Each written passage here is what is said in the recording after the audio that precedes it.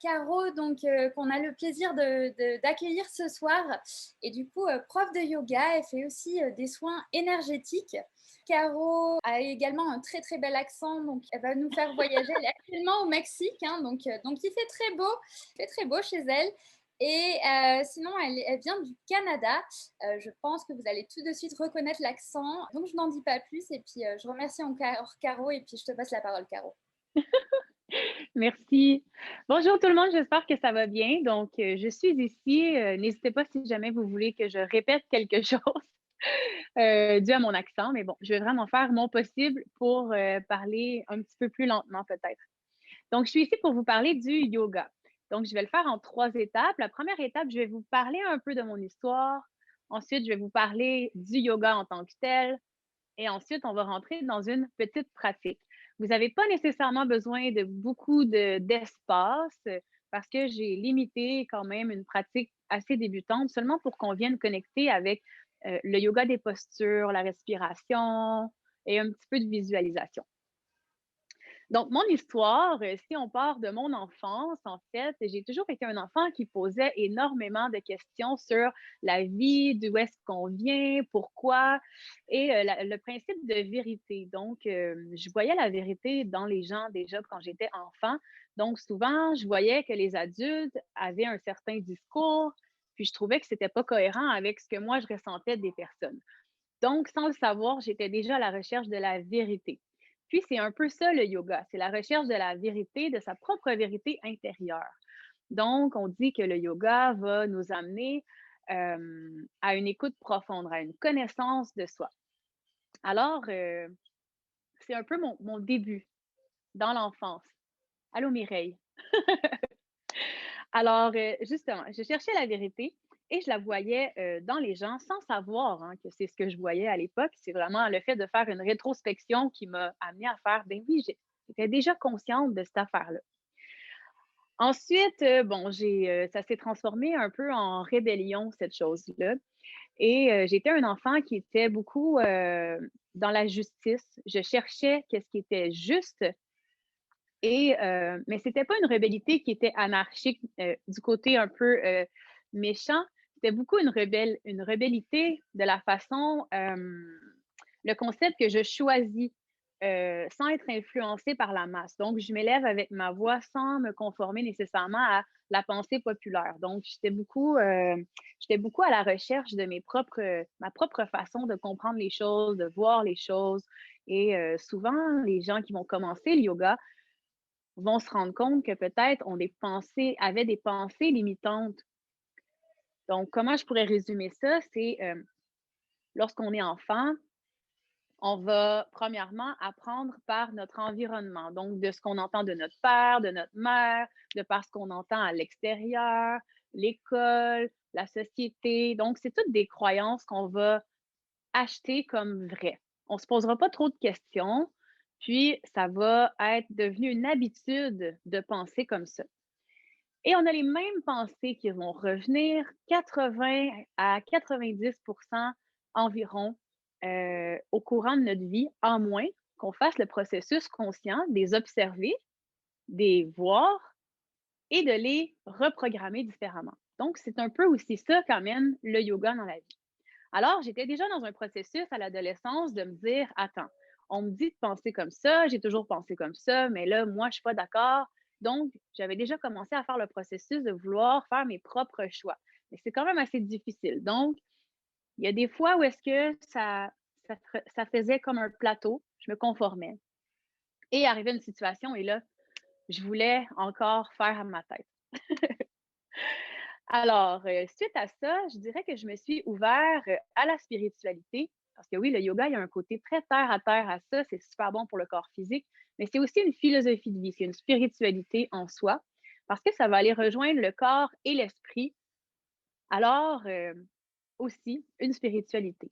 Donc, je dirais que vers l'âge de 18 ans, lorsque j'ai quitté mon nid familial, c'était quelque chose qui était très important pour moi de devenir autonome rapidement. Alors, c'était par le livre La prophétie des Andes. Donc, je ne sais pas si certaines d'entre vous connaissent ce livre. C'est un livre excellent qui parle, entre autres, de l'énergie et de tout le vivant à quel point on est aussi doté d'une vibration, hein, au-delà de ce qu'on voit avec avec nos sens physiques. On peut aussi entrer en connexion avec nos sens intérieurs, donc notre vue, notre écoute, notre ressenti, au-delà du physique, donc subtil qu'on peut appeler. Donc, c'est aussi quelque chose qu'on peut développer par la pratique du yoga. C'est de s'ouvrir à cette forme de vérité-là qui nous habite tous et toutes. Donc, qu'est-ce que je voulais dire après? Je me suis pris des petites notes. Oui, alors, le livre, ça a été une grande révélation pour moi. Et ensuite, j'ai comme oublié un peu je connaissais pas le yoga en tant que tel à ce moment-là de ma vie. Le yoga s'est présenté à moi, lorsque j'étais au cégep, hein, et c'était par pure paresse, en fait. C'est que je devais, avoir un certain nombre de crédits de cours pour réussir, mon année, mon diplôme, quoi. Alors, je me suis dit: «Ah, un cours de relaxation, tiens, ça va être facile à faire». Mais je me suis confrontée à un cours de gestion du stress par le yoga, la méditation et les massages. Donc, la partie massage était quand même assez agréable, mais on a vraiment entré profondément dans l'étude du yoga et de tout ce que ça fait sur le corps physique. C'était vraiment super intéressant. Donc, ce qui est un peu ironique dans cette histoire-là, c'est que je suis rentrée par la porte de la paresse dans le yoga et c'est aussi la philosophie de cet art de vivre qui est de faire un maximum, non, de faire un minimum d'efforts pour avoir un maximum de résultats.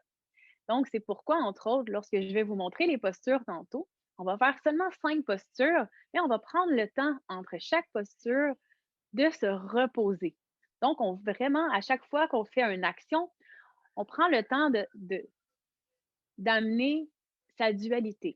Donc, lorsqu'on dépense de l'énergie, on prend un instant pour être immobile, pour ramener l'énergie à soi par soi-même. Non pas en allant chercher un café, un Red Bull ou en faisant quelque chose d'extérieur. On devient responsable de dépenser notre énergie et de ramener cette énergie-là à nous. Donc, on essaie de mettre cette philosophie-là de vie, cette façon de vivre-là, dans tout ce qu'on fait. Donc, par exemple, dans mon entreprise, je sais que je peux travailler un certain nombre d'heures par jour, mais qu'il faut aussi que je m'alloue un certain nombre d'heures à m'inspirer, relaxer, aller marcher, quelque chose qui me met sur pause, prendre un bain, ce genre de trucs. Alors, ensuite, suite à ça, j'ai eu des enfants, donc la vie familiale a fait que j'ai un peu oublié cette pratique-là du yoga. Ensuite, j'y suis revenue par le biais de mon entreprise. Donc, j'ai voulu devenir entrepreneur et au départ, c'était dans les soins esthétiques, le médico-esthétique, parce que j'avais fait mes études en anatomie, je voulais aller dans la santé, je voulais aider les gens dans le domaine de la santé. Au début, je voulais être infirmière, ensuite, j'ai voulu être hygiéniste dentaire et finalement, je me suis dit pourquoi pas le médico-esthétique, puisque je voulais un travail indépendant, que j'allais pouvoir faire mes propres horaires pour avoir une meilleure gestion justement de ma famille en même temps que de travailler.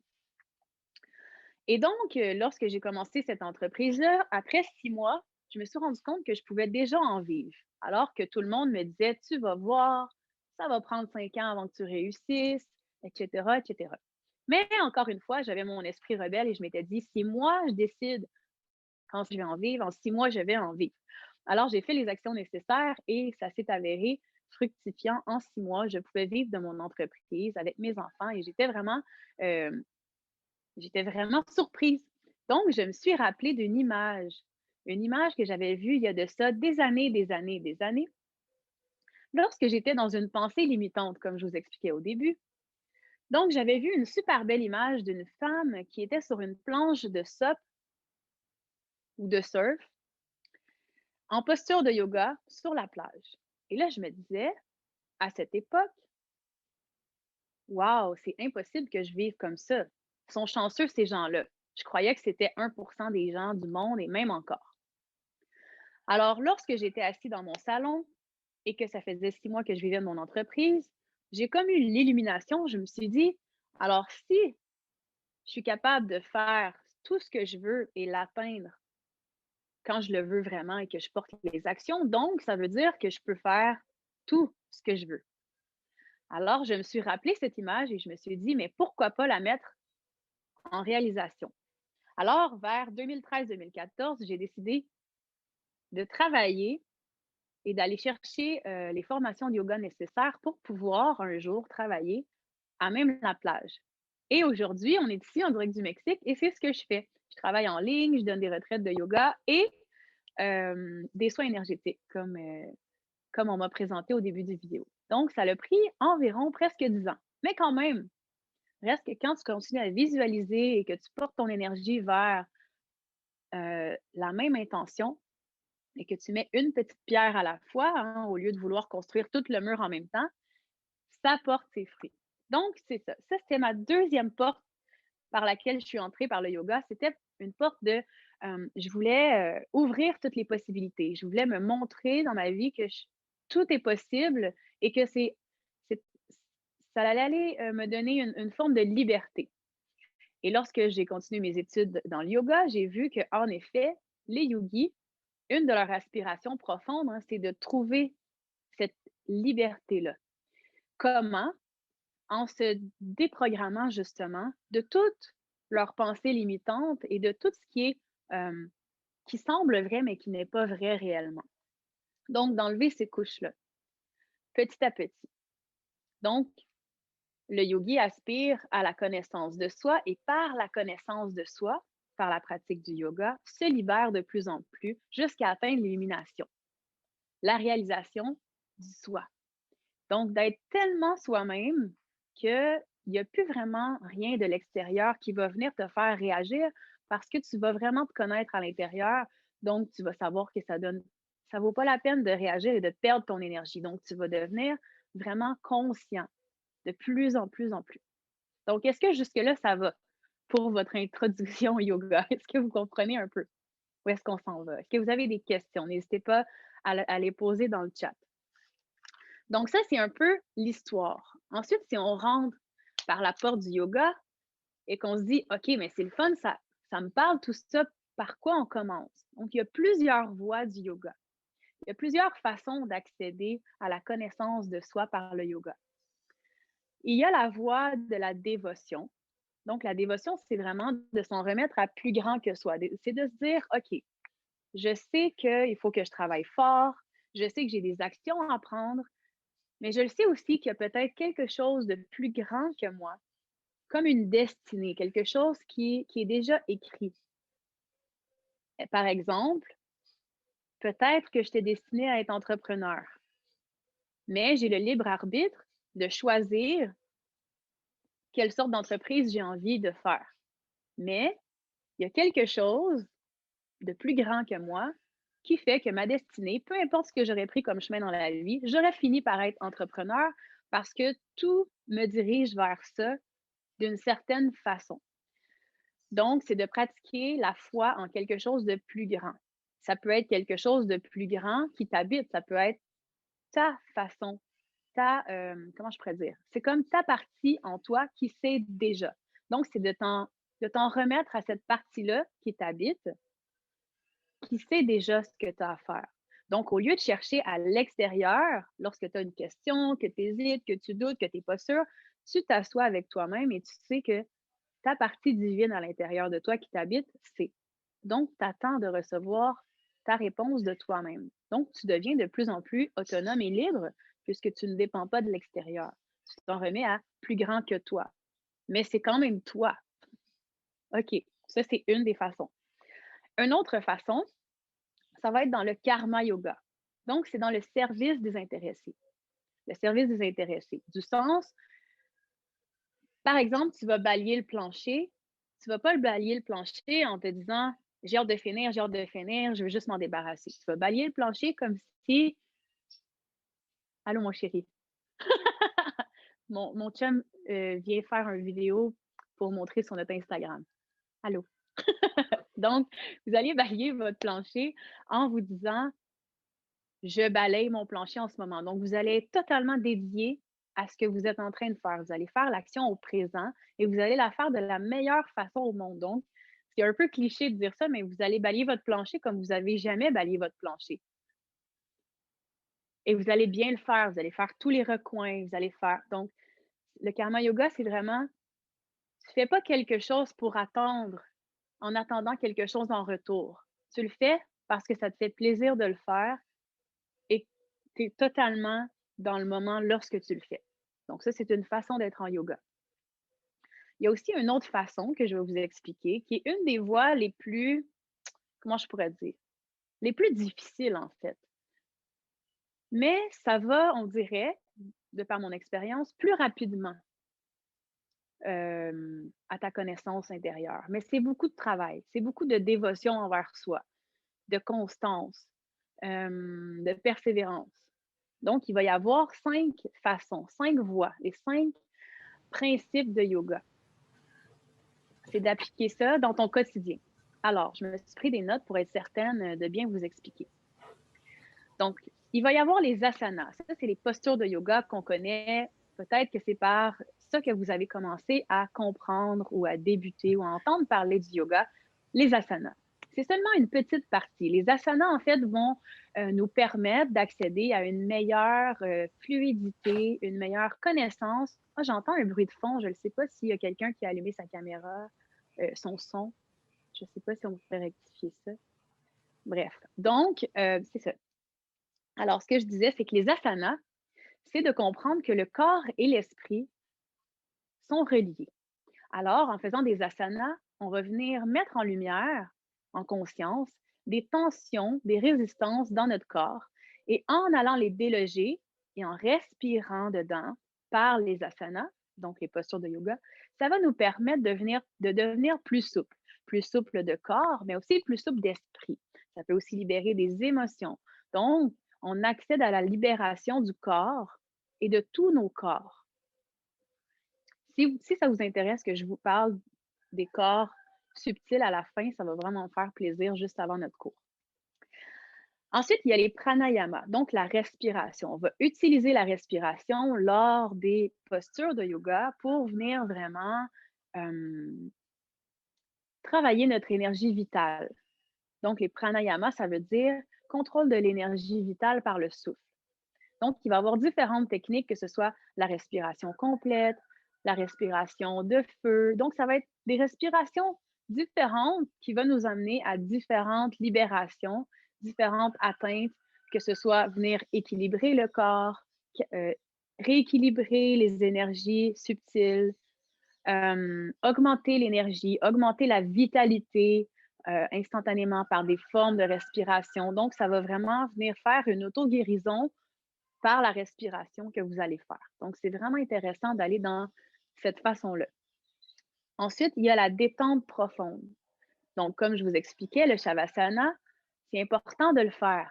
Lorsqu'on déploie l'action, il faut aller aussi former le tout, donc c'est-à-dire aller dans l'inaction. Alors, on va toujours faire un 5 à 15 minutes d'inaction à la fin d'un cours ou même dans votre journée. Qui prend le temps dans sa journée de vraiment relaxer totalement? Une vraie détente. De se dire, ah, je reviens du boulot, je suis fatiguée. Qu'est-ce qu'on fait? Je vais écouter la télé. Je vais manger quelque chose. On essaie par l'extérieur de se ramener dans un confort. On va se vouloir ramener, avoir une impression de se remplir. Mais on peut le faire seulement en s'étendant sur un tapis, sur notre lit, sur notre sofa et en simplement se permettre de ne pas bouger, d'être immobile, seulement respirer, se permettre de relâcher toutes les tensions. Pendant ce temps-là, ce que ça va faire, c'est que chaque cellule de ton corps, au lieu de toujours dépenser de l'énergie, comme en ce moment, mes cellules dépensent de l'énergie à lorsque je parle, lorsque je bouge mes bras, il faut qu'ils tiennent ma colonne vertébrale. Tandis que si je serais complètement couchée, sans bouger, sans parler, toute cette énergie-là que je dépense à mesure, eh bien, je vais l'emmagasiner dans chacune de mes cellules. Ce qui va faire qu'au bout de 15 minutes, lorsque je vais me relever, non seulement je vais me sentir plus calme parce que je vais avoir géré mon stress, je vais avoir remis du calme, mais je vais m'être énergisée à la fois. Donc, c'est vraiment le Shavasana. Ensuite, nous avons la pensée positive. La pensée positive, c'est de toujours voir le côté positif des choses. Donc ça peut être quand même une attrape parce qu'il faut faire attention de ne pas tomber dans la fausse pensée positive. Oui, il faut voir l'apprentissage derrière, mais il faut quand même reconnaître nos émotions. Par exemple, vous vivez quelque chose qui est difficile, ça vous met en colère, ça vous fait de la peine. C'est c'est important quand même de reconnaître que vous vivez des émotions, c'est parfait.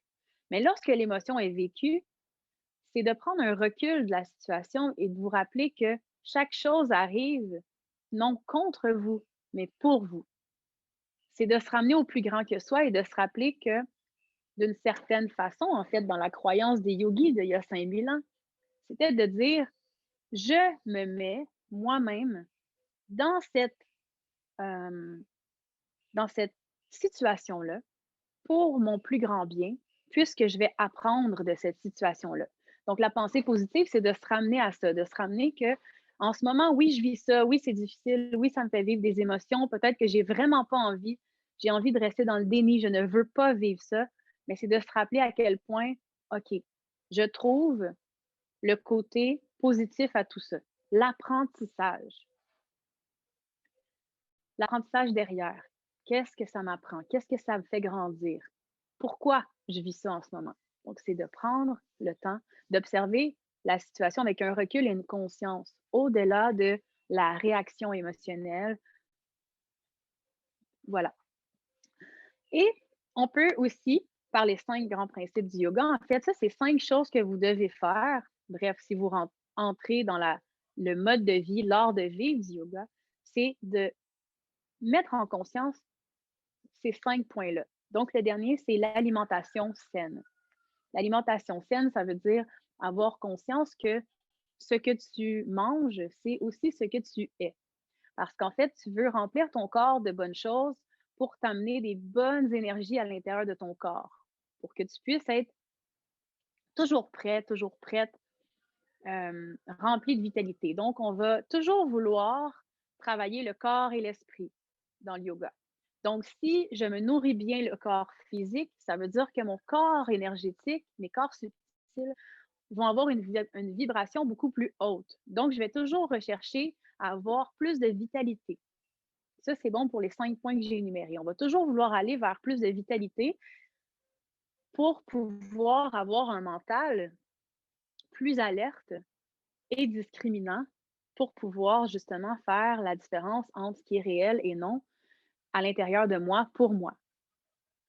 Donc, en gardant une bonne alimentation, un bon exercice physique, une bonne respiration, une détente, une pensée positive, tout ça, ça fait que lorsqu'on médite et lorsqu'on prend le temps d'analyser, de philosopher sur ce qui nous habite et comment on approche les choses dans la vie, ça va être beaucoup plus fluide, beaucoup plus facile, beaucoup plus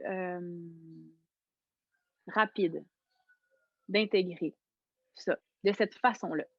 Alors, l'alimentation du yogi, ce serait supposé d'être le plus possible vers l'alimentation vivante, c'est-à-dire tout ce qui est les fruits, les légumes, les noix, les céréales complètes, entières, et de ne pas aller trop vers la mort. Donc, de ne pas aller trop vers ce qui est des animaux morts, des choses qui sont beaucoup trop cuites, des choses qui sont beaucoup trop épicées.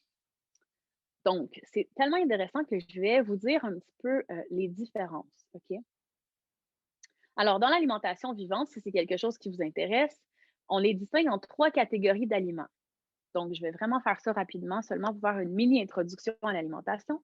Donc, il y a le côté tamasique, donc ça, c'est la mort. La viande, le poisson, les substances toxiques, donc tout ce qui est alcool, drogue, ça va favoriser l'inertie, la paresse et l'ennui en vous.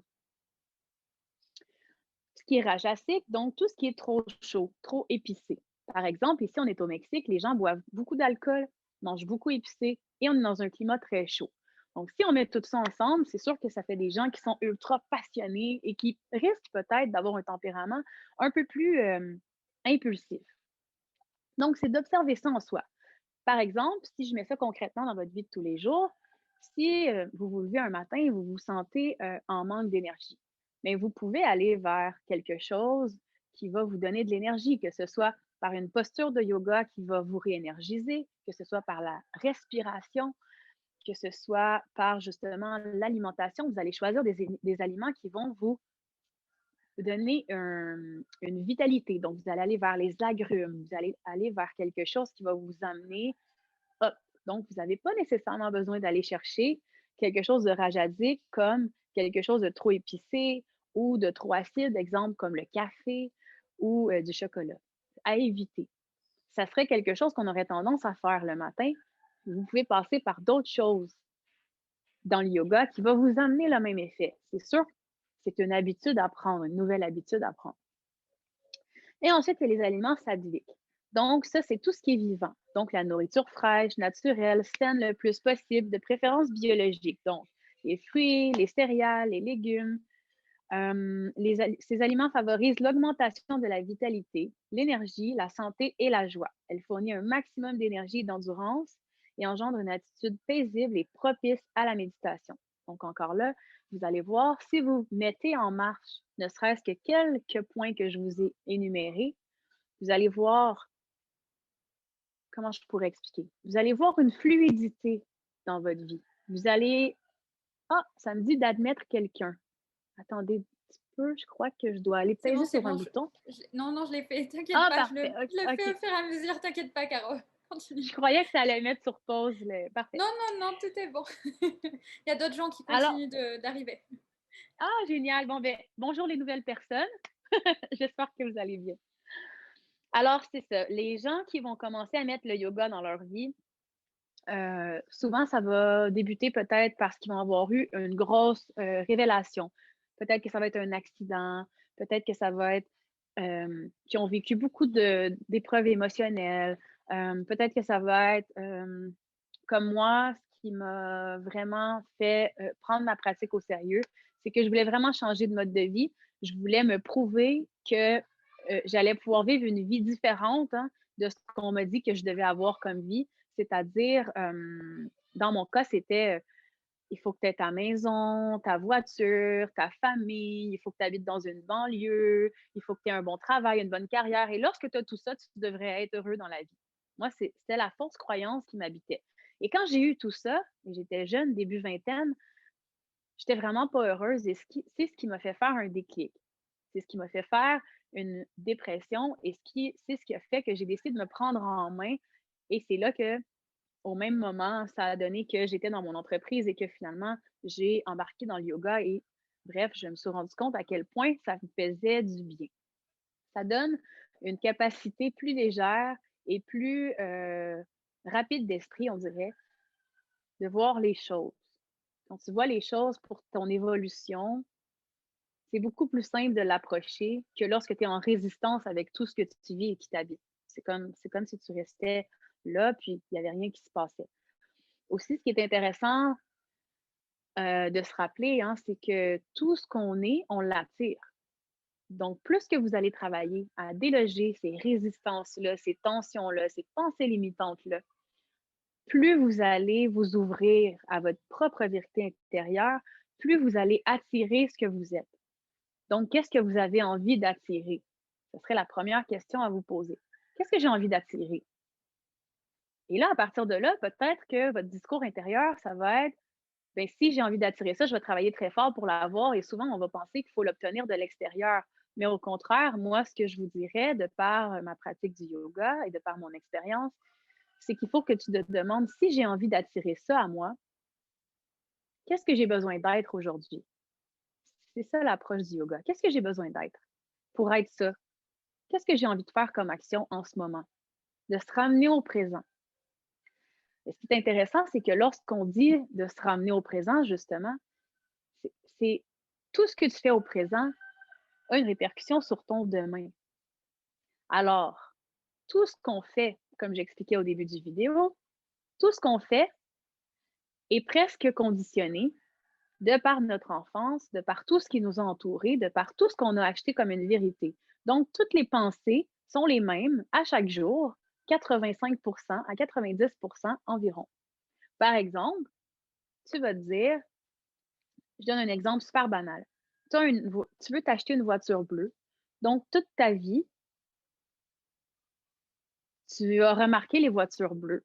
parce que c'est ce que tu croyais qui te rendrait heureux, les voitures bleues. Donc, lorsque tu es sur la route, tu remarques les voitures bleues. Mais quelque chose arrive dans ta vie et là, tu décides que non, toi, tu veux une voiture rouge. Alors, instantanément, tu vas te mettre à remarquer les voitures rouges. Sauf que, chose que tu ne voyais pas avant.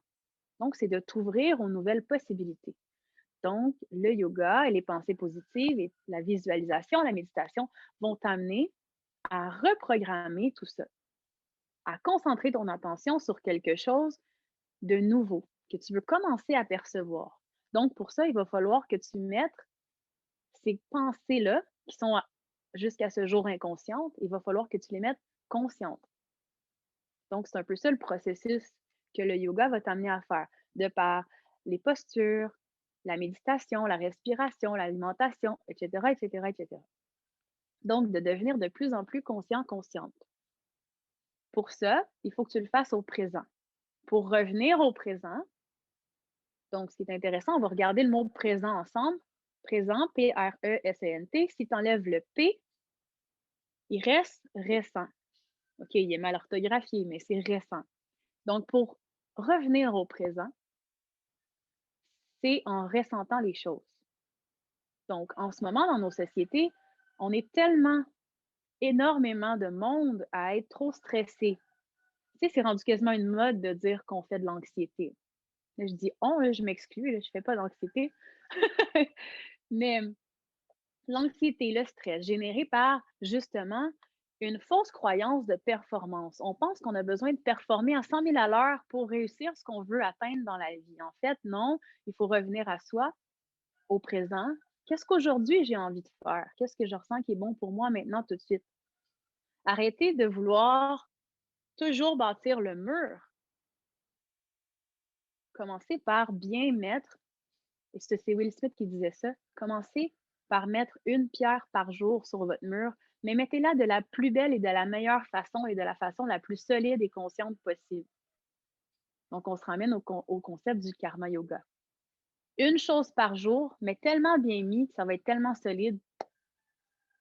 Donc, le maximum de résultats pour le minimum d'efforts parce que ça va être bien fait du premier coup, ça va être fait de façon consciente, sentie, ressentie au présent.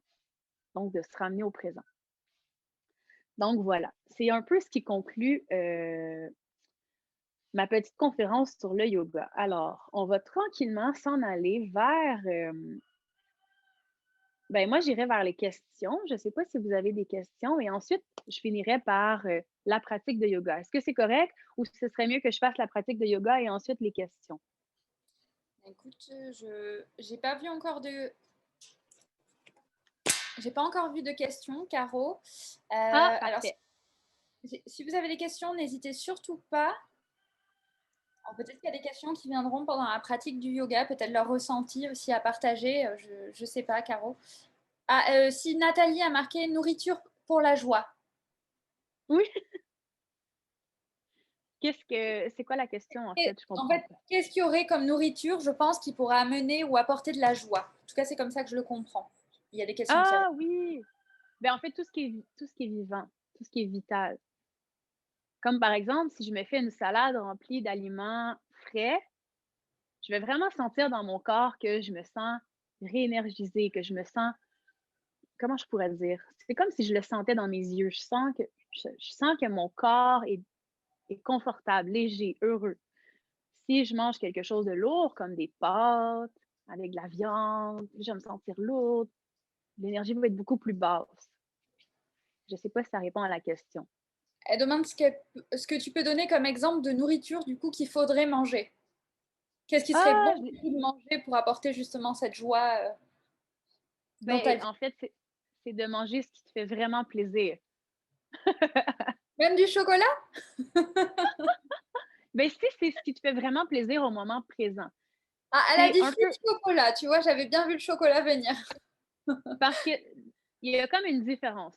C'est sûr qu'on va vouloir privilégier des aliments qui sont vivants, c'est-à-dire les fruits, les légumes, tout ce que j'ai énuméré au début de la conférence, donc fruits, légumes, noix, toutes les choses qui sont vivantes. Par contre, si tu manges juste tes aliments vivants et que ça te donne comme un ennui, tu trouves ça plate de manger ça tout le temps, alors Tu peux aller vers des aliments qui te donnent vraiment de la joie. Mais, par exemple, je sais pas, mettons, si tu veux manger du chocolat tous les jours, c'est de te poser la question, est-ce que c'est une vraie joie ou c'est une habitude que je crois qui me donne de la joie? Je crois pas que manger du chocolat tous les jours, ça donne de la joie pour de vrai. Donc, mais en même temps, hein, c'est de ne pas s'empêcher de manger du chocolat tous les jours. Parce que là, ça va devenir, à chaque fois qu'on va en manger un petit peu, on va vivre peut-être une forme de culpabilité. Donc, la culpabilité est aussi nocive. Alors, c'est vraiment de s'observer, c'est vraiment, chaque personne a sa vérité à l'intérieur. Il y a des gens qui vont vouloir quand même manger du poisson, des gens qui vont quand même vouloir manger des produits laitiers. Donc, c'est vraiment de vous adapter, d'avoir votre alimentation intuitive à vous et d'observer comment je me sens quand je mange comme ça.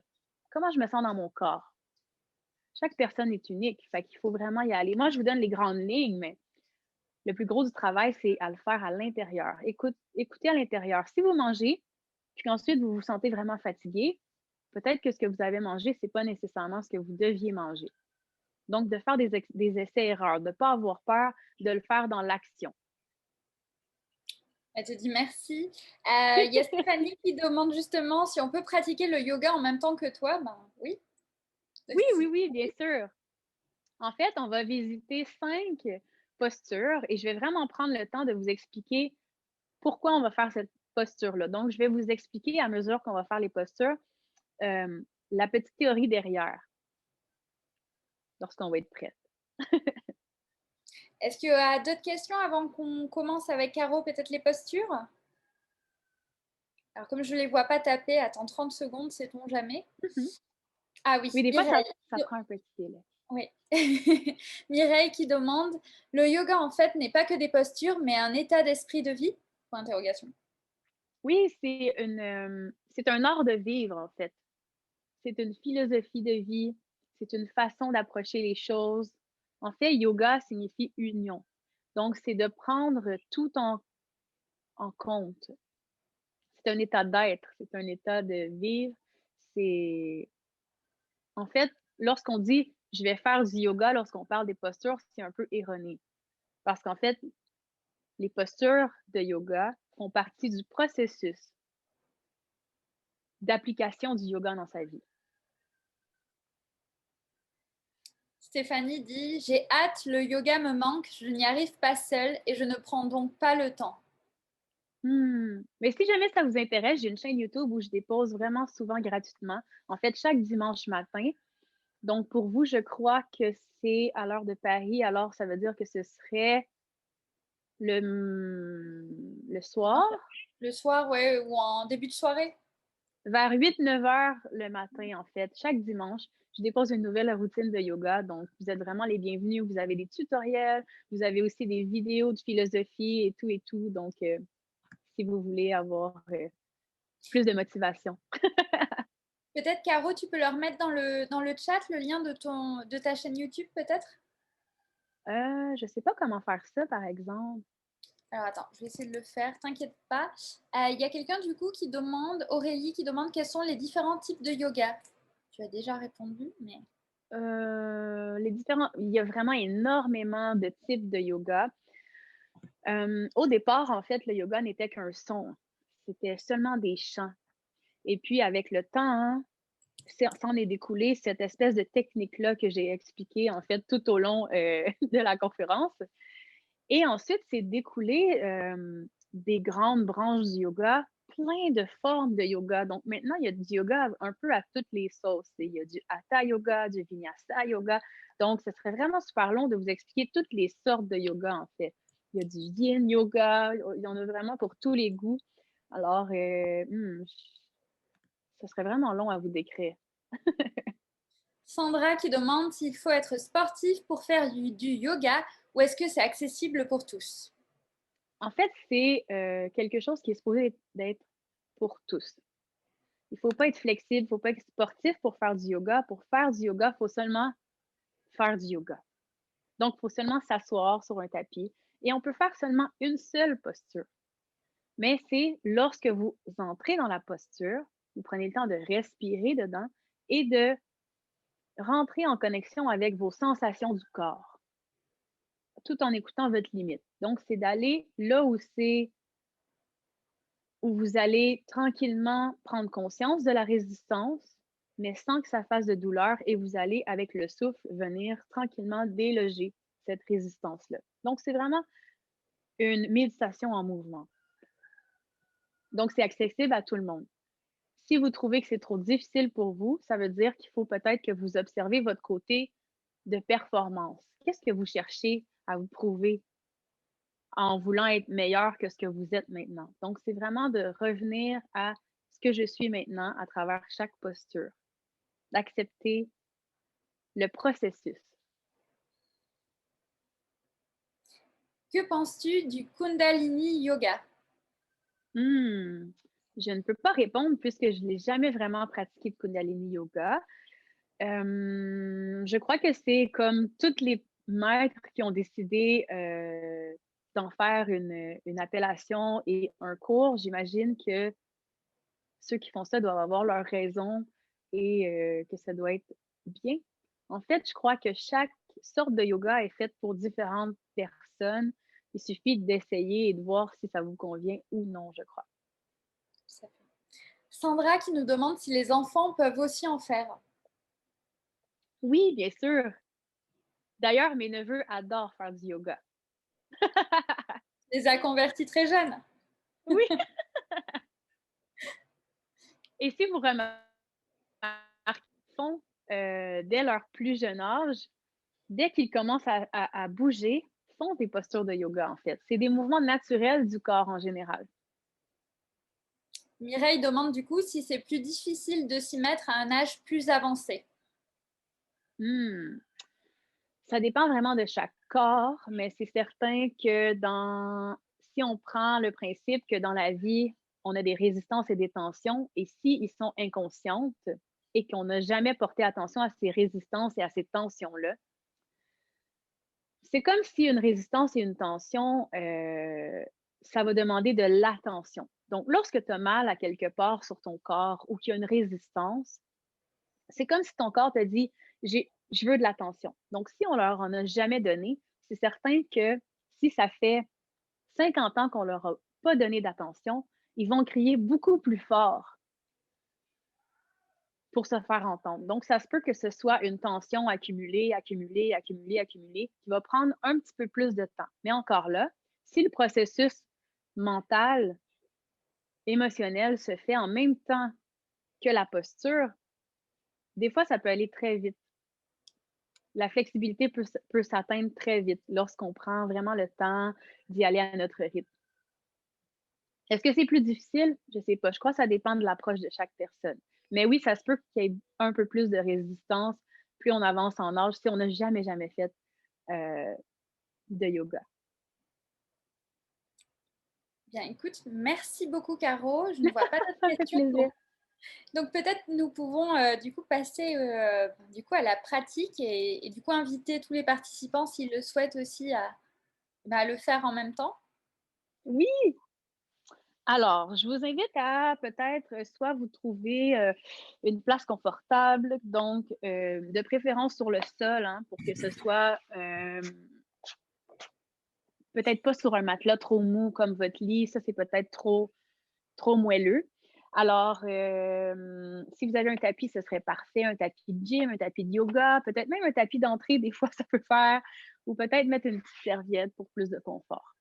Alors, on va y aller. Aujourd'hui, j'avais envie de vous donner encore plus de théorie, hein, parce que c'est des choses que souvent, quand on est dans des cours de yoga, on ne prend pas le temps de vous expliquer tout ça. Donc, je me dis, ben là, c'est une conférence, alors on va vraiment prendre le temps de rentrer dans chaque posture. Donc, on a des familles de postures lorsqu'on enseigne le yoga, nous les professeurs. Alors, je me suis dit que ce serait intéressant de vous expliquer chaque famille de postures et à chaque explication, je vous démontre une posture qui fait partie de cette famille de postures-là.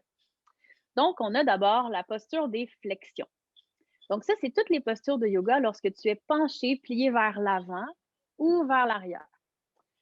Ces postures-là vont te permettre de purifier, faire le vide, te rendre disponible, lâcher prise. Et ça va aussi t'amener à observer ta patience. Donc, ta patience physique, mentale. Donc, lorsque je vais vous montrer cette posture, ça va être intéressant d'observer comment vous vous sentez dans votre corps, les sensations du corps, mais aussi d'observer quel est mon discours mental en ce moment. Est-ce que j'ai hâte de sortir de la posture ou est-ce qu'au contraire, pardonnez-moi, ou est-ce qu'au contraire, je suis vraiment à fond dans le processus et je vis pleinement mon moment présent. Je suis synchronisée, j'écoute ma respiration. Donc, comment ça se passe dans mon corps, dans ma tête? Et cette famille de postures-là, donc les flexions, te permet de nettoyer ton environnement vital. Donc, moi, j'aime voir ça un peu comme un jardin. C'est comme si notre corps, c'était un jardin et là, on commence à en prendre soin, à en prendre conscience. Si je veux grandir, évoluer de façon fluide et libre, et je vais prendre soin de mon jardin. Donc, par la flexion, je vais venir nettoyer mon environnement vital. Alors, une flexion de base, ce serait vraiment de venir s'asseoir, les jambes allongées vers l'avant et de flexer les orteils. À partir de là, je ne sais pas si mon vêtement permet de voir bien, on va vraiment venir allonger la colonne vertébrale vers le ciel. Et lorsque c'est fait, on va soulever les bras. Donc, là, on va observer comment on sent dans notre corps. Ça se peut qu'au niveau du derrière des genoux, ce soit très inconfortable. Donc, on peut faire un léger pli comme ceci, hein, et on peut venir déposer un oreiller sans problème en dessous pour plus de confort. Alors, le mouvement, on veut le faire à partir des hanches. Donc, on ne veut pas pencher comme ça en arrondissant le dos, mais bien en gardant le dos droit et à partir des hanches, plier vers l'avant. OK? Donc, on va inspirer, on relâche les épaules de plus en plus. Et à l'expiration, on s'en va vers l'avant, vers l'avant, vers l'avant. Ça se peut qu'ici, ce soit déjà beaucoup qu'on relâche les mains de chaque côté. Moi, au début, quand j'ai commencé le yoga, ici, c'était déjà trop pour moi. Je respirais pendant 3 minutes, puis je me disais, ah, c'est très long. Et avec le temps, on peut aller plus loin, plus loin, plus loin, ne désespérez pas, et on peut venir quasiment se coucher. Donc, ça dépend aussi de la journée. Le matin, on est moins flexible. L'après-midi, on est plus flexible. Donc, si vous êtes rendu ici, vous pouvez venir chercher vos orteils et on relâche la tête. On essaie de garder la nuque dans l'axe de la colonne vertébrale. Et c'est comme si à chaque inspiration, en plein centre de ton crâne, il y aurait une petite ficelle qui tire vers l'avant et à l'expiration, le corps s'en vient encore plus vers le sol, mais par des micro-mouvements. Donc, je respire ici, j'allonge l'expiration, je prends le temps de connecter aux sensations du corps et j'écoute ma respiration. J'essaie de l'emmener de plus en plus profonde. J'essaie de faire un scan de toutes mes sensations corporelles et là où je me sens crispée, tendue, à chaque expiration qui s'allonge, j'essaie de relâcher, laisser aller ces tensions-là. Comme si je devenais de plus en plus molle. Je relâche la mâchoire, je relâche le dos, les épaules.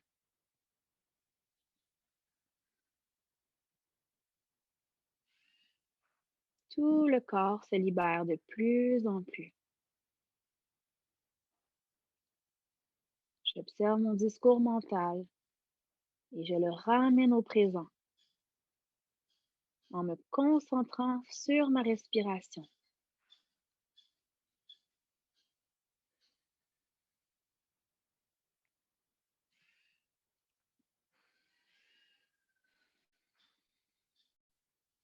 Et doucement, vertèbre par vertèbre, tu peux te relever. Prenez tout votre temps. Ensuite, on va aller dans une extension. Donc ça, les extensions, c'est une extension, un étirement de la colonne vertébrale d'un bout à l'autre. Donc, on va vraiment venir étirer complètement. Donc, c'est l'ouverture, l'accueil de force des énergies nouvelles. Donc, on va vraiment accueillir. Donc là, on a libéré et là, on va accueillir. Donc, ça étire, ça dilate, ça vient aérer. Donc, c'est comme si on venait enrichir notre environnement vital. C'est comme si on venait mettre de l'engrais, on accueille quelque chose qui va nous aider à prendre de l'expansion. C'est comme si on venait mettre de l'engrais sur notre jardin. Alors, là, ça se peut que ce soit un peu plus challengeant. Vous allez venir placer vos doigts vers vos fessiers ici, alignés avec vos épaules. Et à l'inspiration, on veut venir pousser le bassin vers le ciel. Et si c'est possible, on va venir toucher le sol avec les orteils. Attention aux crampes, hein, si vous n'avez pas bu assez d'eau aujourd'hui, que vous êtes déshydraté un peu, ça se peut que ça vous fasse des crampes. Donc, votre corps vous parle, hein, toujours. Donc, inspire, pousse le bassin vers le ciel. Garde la nuque dans l'axe de la colonne vertébrale et reste ici.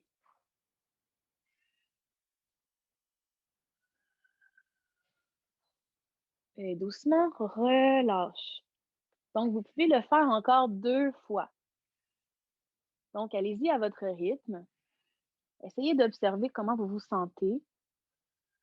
Non, ça peut être vraiment challengeant si c'est un mouvement que vous n'êtes pas habitué de faire au niveau des bras, au niveau du fait de pousser votre bassin vers l'avant.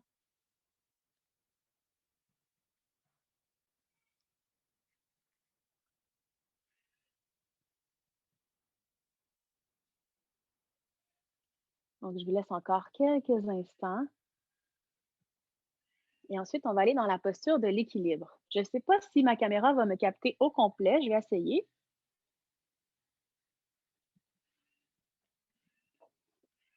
Donc, tranquillement, faites votre chemin debout. Je ne sais pas si je vais plus loin, peut-être. Est-ce que vous m'entendez encore? Oui, on t'entend bien, on t'entend bien. OK. Alors, bon, je vais tasser mon hamac pour vous montrer. Alors, comment on va faire? On va mettre notre poids sur la jambe droite et on vient porter notre pied au niveau du mollet ou au niveau de l'intérieur de la cuisse. À partir d'ici, on peut soit amener les mains au cœur ou soulever les bras vers le ciel. Et si ça va bien, vous pouvez fermer vos yeux. Alors là, prenez votre temps. Là, je vous l'explique un peu en accéléré parce que je veux qu'on ait le temps de toutes les faire. Il nous reste 5 minutes. Mais prenez le temps de visiter cette posture et à la fin de la conférence, si vous voulez la revisiter, ce serait vraiment intéressant. Et il y a le tutoriel disponible sur ma chaîne YouTube, donc vous avez vraiment la posture détaillée dans toutes ces modifications possibles. Donc, ce qui est intéressant d'observer dans les équilibres, c'est que ça nous permet, vous l'avez sûrement observé, de maîtriser, de développer notre qualité d'attention parce que ça va chercher vraiment l'équilibre. Hein? Alors, l'équilibre que vous avez sur votre tapis aujourd'hui, ça va démontrer l'équilibre que vous avez dans votre vie en ce moment. Alors, lorsque vous vous sentez débalancé, que vous voulez venir vous centrer, que vous voulez avoir un retour au calme, ou que vous avez peut-être des fois une décision à prendre que vous trouvez peut-être difficile, prenez le temps de faire une posture d'équilibre. Ça va vous ancrer, ça va vous ramener à cette balance intérieure-là. Prenez le temps de respirer dedans. Observez comment vous vous sentez. Donc, ça centre, ça balance, ça calme le corps, les corps et le souffle. Donc, c'est la progression dans l'immobilité. Donc, ça vous amène vraiment de la clarté. Donc, si on se rapporte encore une fois à notre petit jardin, c'est comme si tu sèmes et tu renforces ton environnement vital. Alors, c'est vraiment intéressant, les équilibres. Ensuite, il y a les inversions. Là, on va faire une inversion vraiment simple, mais ça peut être des inversions sur la tête, ça peut être, bref, ça peut être des inversions assez avancées, mais bon, on va en faire une de base. Donc, une inversion de base, ce qui est intéressant, c'est une des super belles postures du yoga, c'est qu'on va venir s'assurer que les jambes sont plus hautes que le cœur, ce qui va faire que le retour veineux va être favorisé. Et par ce geste, lorsque le cœur va recevoir le sang et qu'il va le projeter dans le corps, il va avoir beaucoup plus de quantité de sang qui va être partout en circulation. Donc, ça va faire que ton corps, ton métabolisme va être augmenté, ton oxygénation va être optimisée, ainsi que toute ton activité métabolique. Donc, c'est vraiment super bon. Ça va vraiment venir travailler aussi au niveau de ton système hormonal. Donc, ça vient tout équilibrer ton corps au complet. Alors, on a 3 façons de le faire. On se couche sur le dos pour commencer et on va venir déposer les jambes vers le ciel. Ça, c'est la première façon. Donc, tu vas t'assurer de pousser le dos vers le sol. Si tu as mal au dos, si tu n'es pas beaucoup fort au niveau des abdominaux, que tu n'oses pas aller plus loin, pour aujourd'hui, tu peux rester ici. Même si c'est un très bon exercice à faire avant de te coucher pour venir rebalancer les énergies et venir aider la circulation de ton sang. Tu peux même t'accoter sur un mur si c'est trop intense. À partir d'ici, sinon, on peut aller dans une technique plus avancée. On va inspirer, on va soulever les jambes et on va venir vers le ciel. On va venir porter les bras dans le dos comme ça. On va vouloir venir dans une chandelle. Aussi appelée posture sur les épaules. Donc, on vient respirer ici.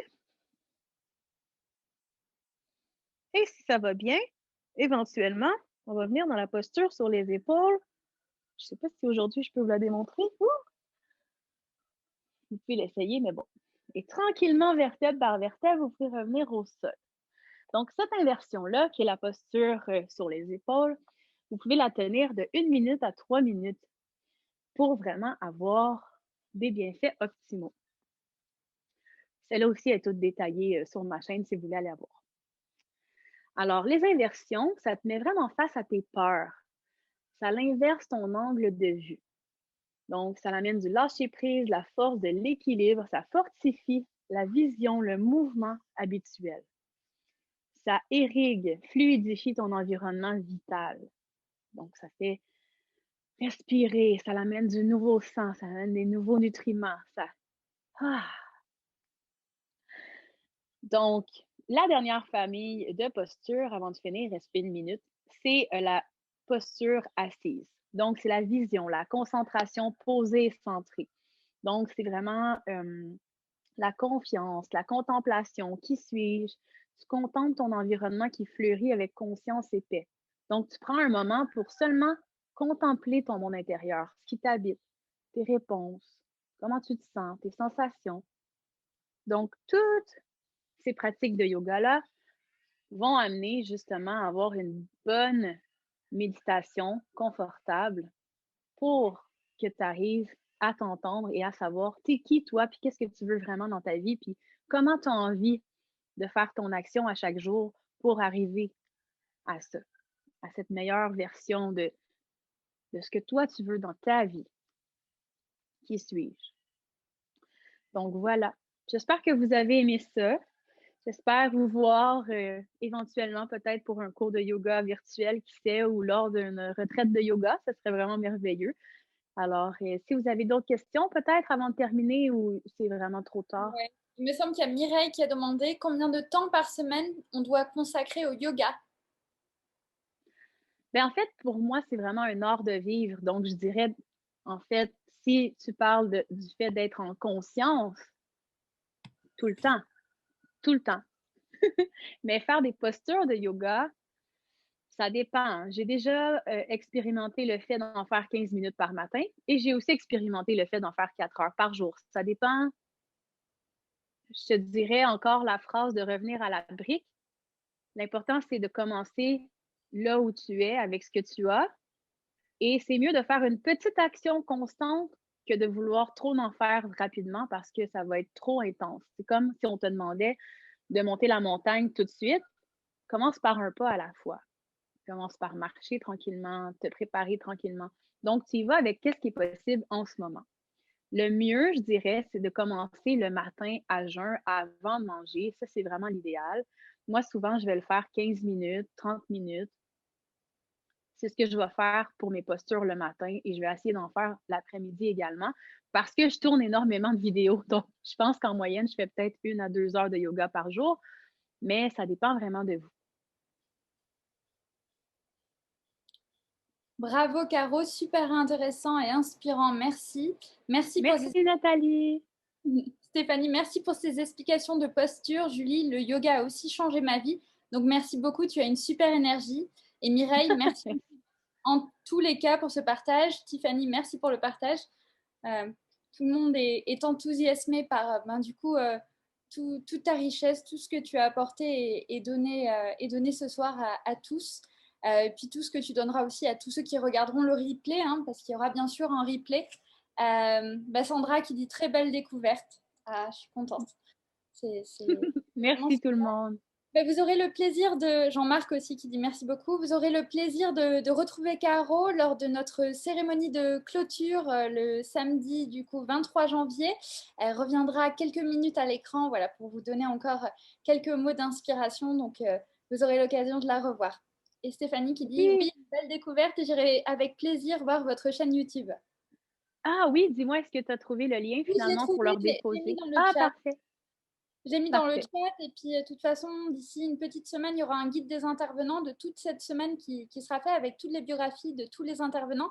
Et il y aura justement les liens de tout, des sites internet, d'Instagram, des chaînes YouTube s'il y a des chaînes YouTube. Voilà, il y aura tous les moyens Hmm. pour justement garder les liens avec tous les intervenants. Ah, génial. Merci beaucoup tout le monde. Merci pour Merci m'avoir donné cette beaucoup. opportunité. Merci encore beaucoup pour tout ça. Et puis on te retrouve avec plaisir samedi. Oui, à samedi.